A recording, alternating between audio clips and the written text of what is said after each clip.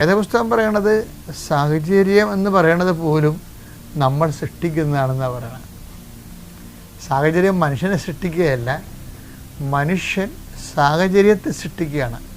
അത് വല്ലാത്ത ഒരു വെളിപാടാണ്. ഈ പൗലോസിൻ്റെ നിരീക്ഷണമാണത്.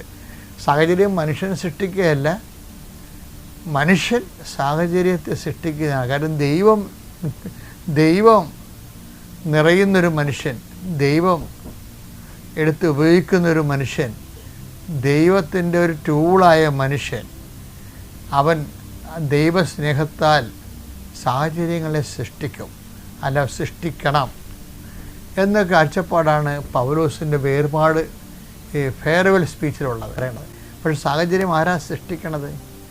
നീ ദൈവത്തിലെ സ്നേഹത്തിൽ നിറഞ്ഞ് കഴിയുമ്പോൾ ദൈവത്തിൻ്റെ സ്നേഹത്തിൽ നിറഞ്ഞ അഭിഷിക്തനാണ്. അവൻ്റെ മുമ്പിൽ സാഹചര്യങ്ങൾ താനേ വരും. സമയത്തും അസമയത്തും സാഹചര്യം അനുകൂലമാണെങ്കിലും അല്ലെങ്കിലും